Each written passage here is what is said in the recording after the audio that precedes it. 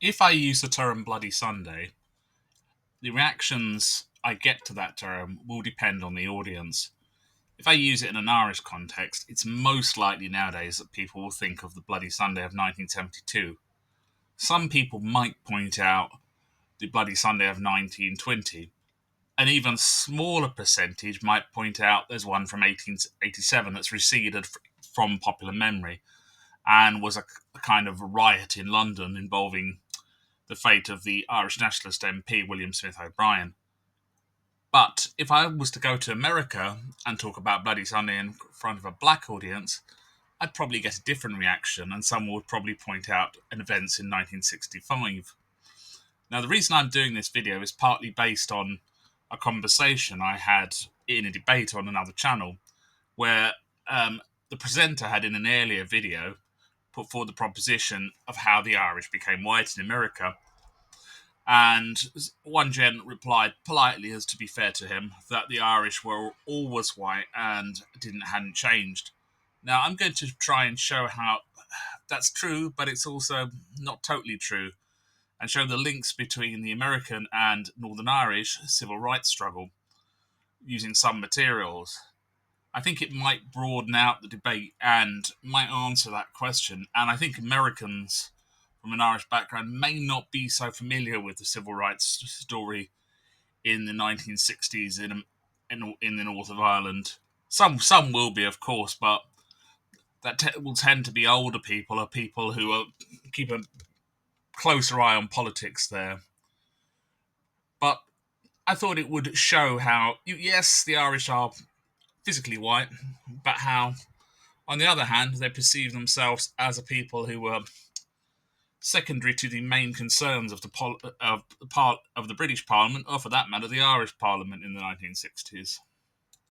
Sometimes seeing really is believing, and the Alabama Department of Archives and History is trying to help people see what happened on Bloody Sunday and during the Selma to Montgomery March nearly 50 years ago, with a photo exhibit titled "The Whole World Saw Your Pictures." It's a collection of some of the most iconic photographs taken of the Selma to Montgomery March. They were taken by Spider Martin, who was a young photographer who was working for the Birmingham News, and he's an Alabama native. And in early 1965, he was dispatched to Selma to cover the events that were happening there. These iconic photos have attracted people of all ages to the museum to see these bits of history on the walls. We have visitors here from all over the U.S., all over the world, and we hope to have many more over the next few weeks as we sort of all eyes come here to Montgomery. One guest said that she believes that there is a great deal of importance in this exhibit and what it is displaying, especially for the younger generation who did not experience these things firsthand. I think if you see things, you can hear about them, you can read, but if you see it in front of you, you go, oh my goodness, that happened to people here, and it's like, let's not do that again.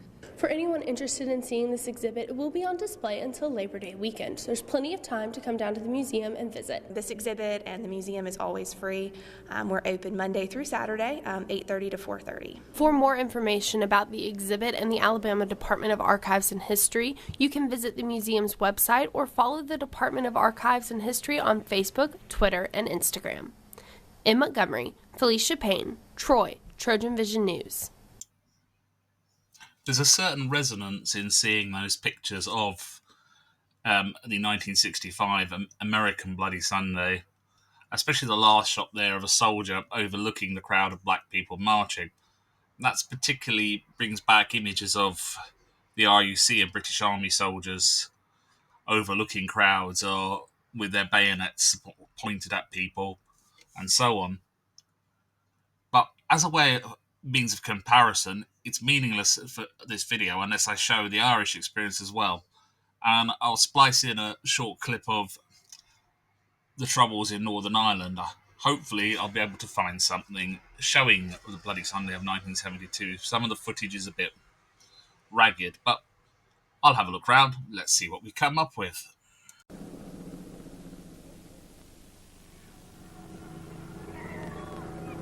Demonstrations had been banned at the time of internment.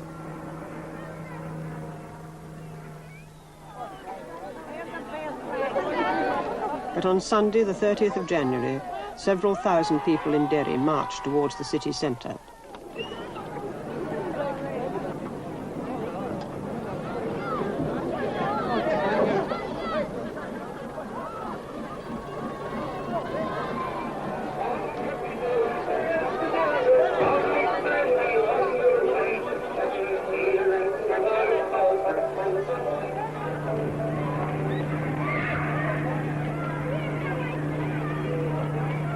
All factions in the Catholic community united against internment under the banner of civil rights.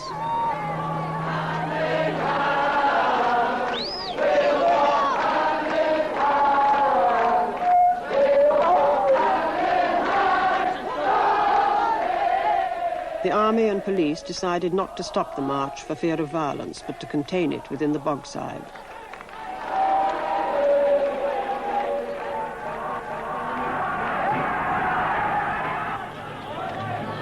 At the junction of William Street and Rossville Street, the marchers passed the army barricades. A substantial number of marchers broke away from the march and turned towards the army barricade.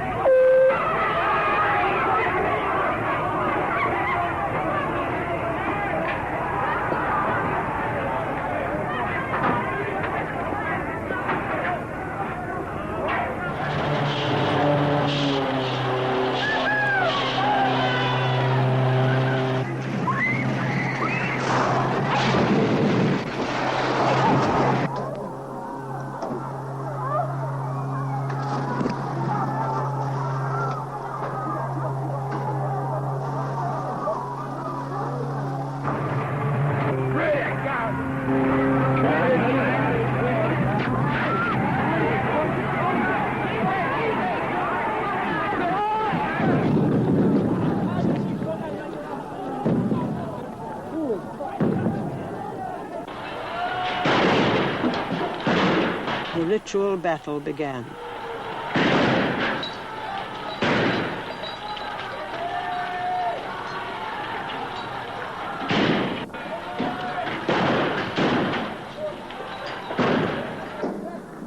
Then the crowds fell back before the CS gas.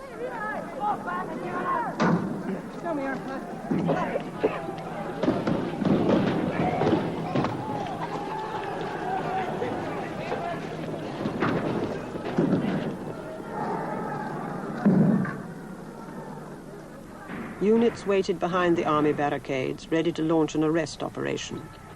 They were members of the 1st Battalion of the Parachute Regiment, known to be one of the toughest regiments serving in Northern Ireland.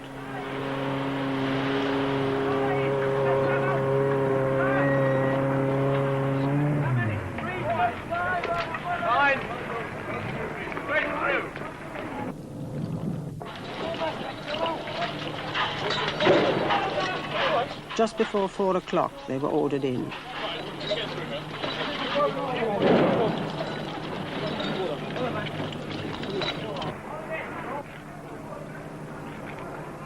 Most of the rioters had dispersed.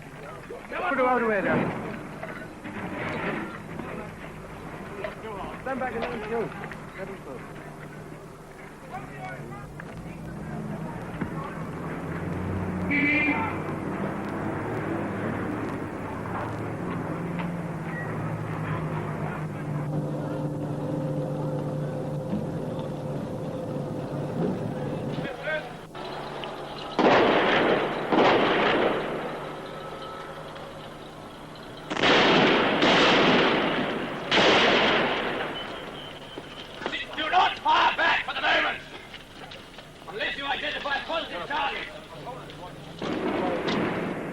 Shooting had begun when a soldier opened fire on an alleged nail bomber.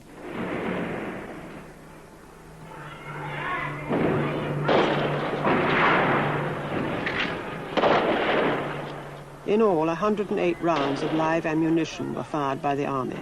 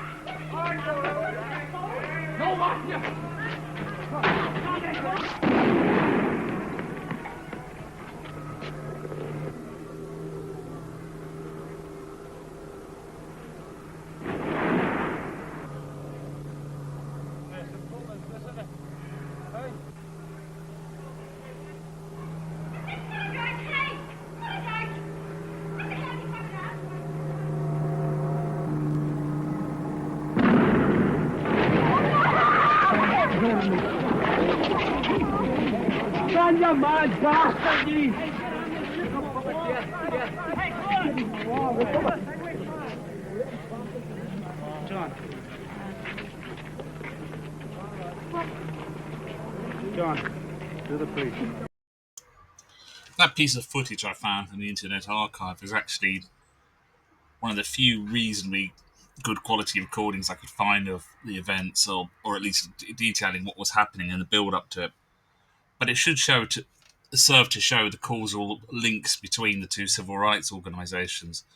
Now, slightly after this period, as I recall, people like Bernadette Devlin went to America and tried to express their linkage to the American Civil Rights Organization. However, when they hit America, they found the Irish American community there wasn't so willing to embrace such links, and found Devlin's concerns with them rather odd. They found there was a kind of disconnection, a disjuncture between the views of the Irish in the six counties and the views of Irish Americans regarding civil rights. That on its own would make a fascinating talk. I thought these two pieces of footage, one from a Bloody Sunday in America and one from a Bloody Sunday in Ireland, would serve to illustrate forcibly why both sides might have find their causes resonated with the other.